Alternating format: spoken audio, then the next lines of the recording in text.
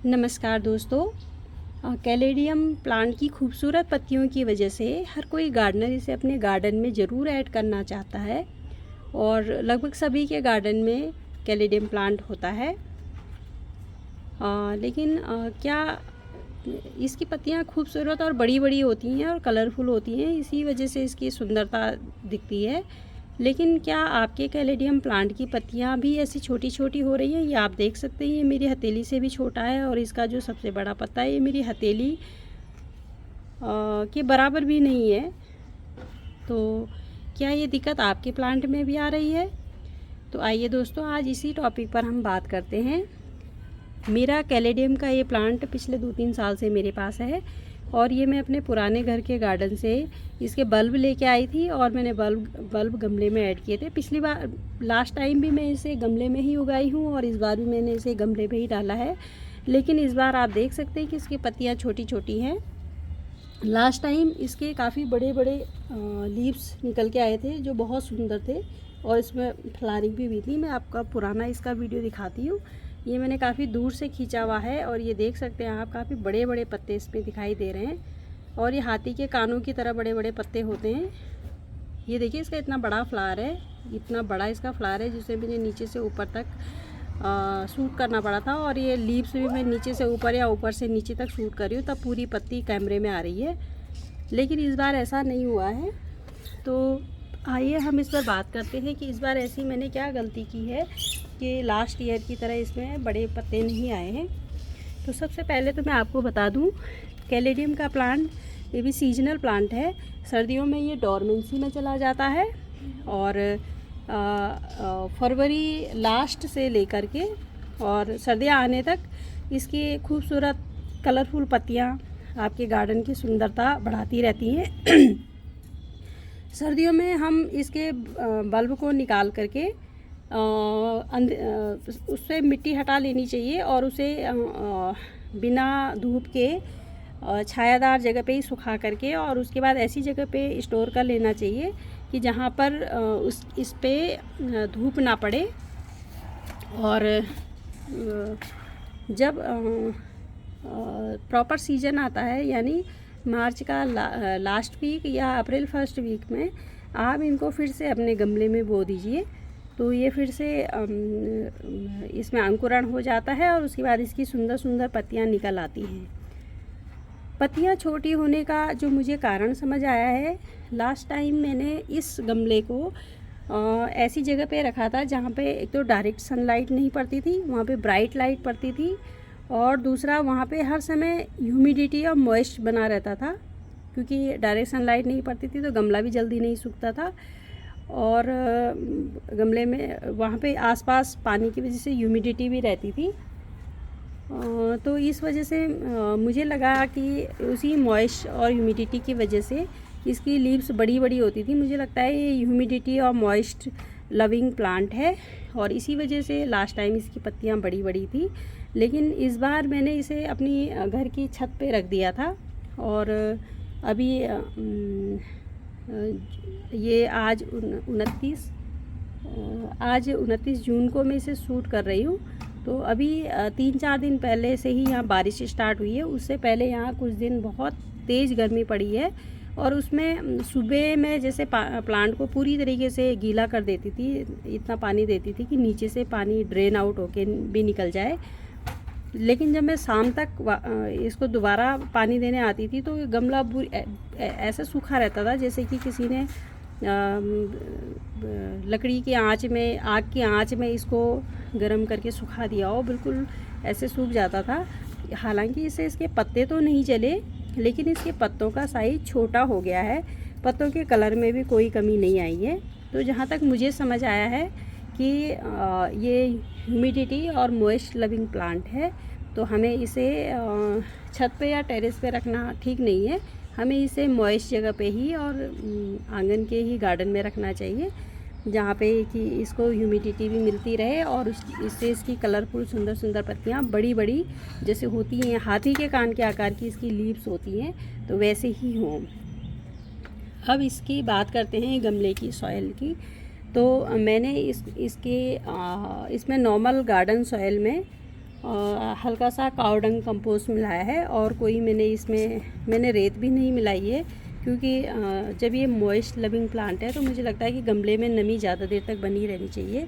शायद यही वजह है कि गर्मियों में ये प्लांट छत पे रहने के बावजूद, इतनी तेज़ गर्मी और हीट के बावजूद बच पाया, क्योंकि मिट्टी काफ़ी देर तक होल्ड रख लेती थी पानी। हालांकि शाम होते होते तक 5 बजे और 6 बजने तक गमला पूरी तरीके से सूख जाता था, लेकिन फिर भी प्लांट को नुकसान नहीं हुआ। आप देख सकते हैं कि ये मैंने 10 इंच के पॉट में लगाया है, और ये पॉट ये दिख रहा है, ये पुरानी पत्तियां हैं, और ये छोटी छोटी नई पत्तियां भी इसमें निकल के आ रही हैं, और ये पूरे पॉट को इन्होंने ढक लिया है, और ये पूरी तरीके से भरी हुई है। तो और कोई भी पत्ता ऐसा नहीं है, क्योंकि अभी ये पिछले हफ्ते से ही बारिश स्टार्ट हुई है, तो आप देख सकते हैं कि कोई भी पत्ता ऐसा नहीं है कि जो जला हुआ दिखाई दे। और इसमें कलर भी बहुत सुंदर सुंदर उभर के आ रहे हैं, क्योंकि लाइट में जो पिगमेंटेशन होता है वो लाइट में ही ज़्यादा खिल के आता है। तो इसका वाइट, पिंक, ग्रीन के ऊपर ये बहुत सुंदर खिल के आया है। तो इसलिए हम इसको नॉर्मल गार्डन सॉइल में कावडंग कंपोस्ट, पुरानी कावडंग कंपोस्ट मिला करके इजीली ग्रो कर सकते हैं, और इसमें बहुत ज़्यादा मेहनत भी नहीं है। और दूसरा, इस प्लांट के काफ़ी सारी वैरायटीज़ होती हैं, और इसमें ग्रीन, पिंक, रेड और वाइट, इसका कॉम्बिनेशन कोई भी पिंक ग्रीन या रेड ग्रीन या रेड पिंक या वाइट रेड, ये वाले कलर कॉम्बिनेशन होते हैं इसके। और मेरे पास तो ये अभी एक ही है, लेकिन ये बहुत सारे होते हैं। एक जैसे लिपस्टिक अग्लोनिमा होता है, उसी तरीके का एक इसकी लीव्स वाला प्लांट भी होता है। तो वो भी मुझे बहुत सुंदर लगा था, मैंने किसी के यहाँ देखा था। तो ये गार्डन में ऐड करने के लिए बहुत सुंदर प्लांट है, बिना पत्तियों के भी गार्डन को ये कलरफुल बना देता है। हालांकि मेरे इस प्लांट में कलर कम है, लेकिन ज़्यादा कलर वाले भी आपको कैलेडियम मिलते हैं, जिसमें कि ब्राइट कलर होते हैं, रेड, पिंक और वाइट के साथ ब्राइट कलर होते हैं, या ग्रीन में रेड या पिंक या वाइट के कॉम्बिनेशन में ब्राइट कलर की पत्तियां होती हैं। तो ये गार्डन के लिए गार्डन में बहुत ही सुंदर दिखाई देती है।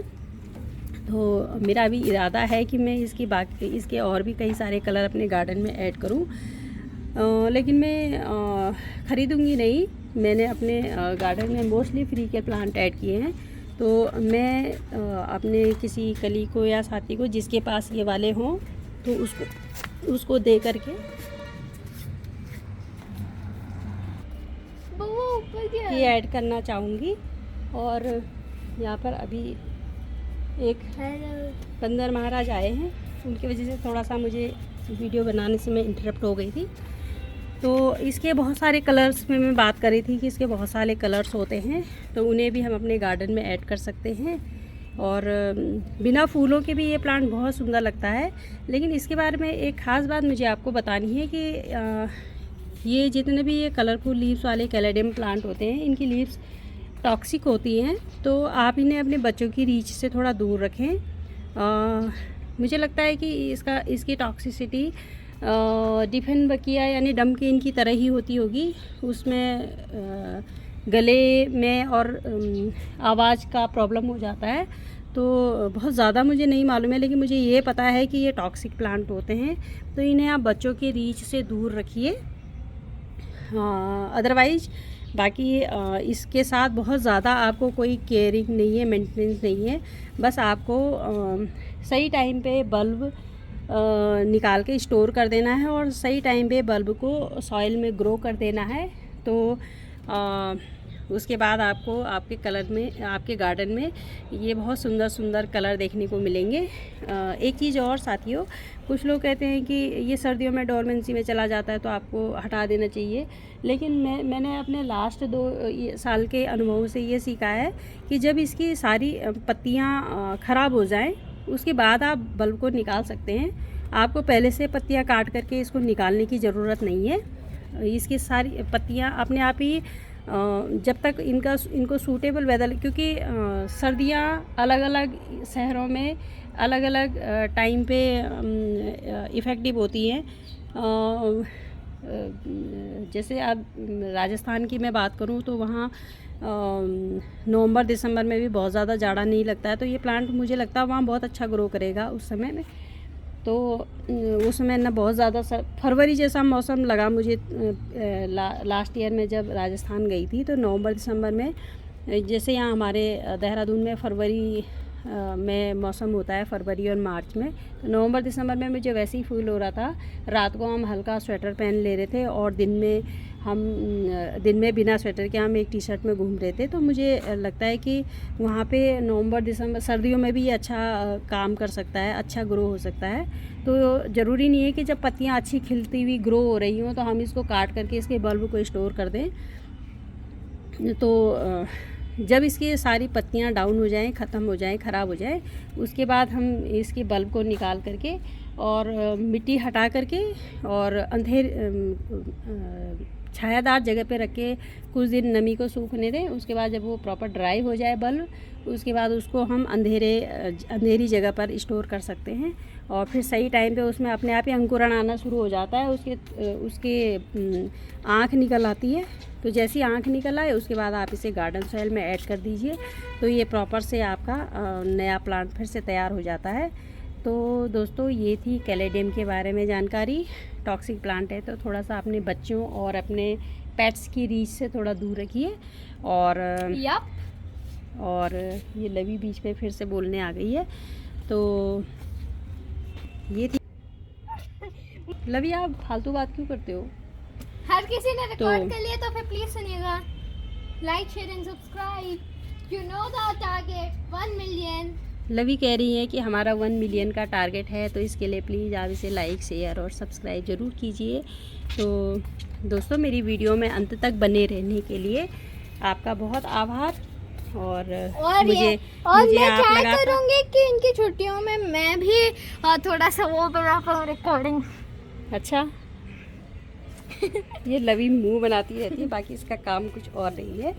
तो और मुझे इतना प्यार और सपोर्ट करने के लिए आपका बहुत आभार मेरे दोस्तों। हैप्पी गार्डनिंग नई वीडियो के साथ फिर मिलूँगी।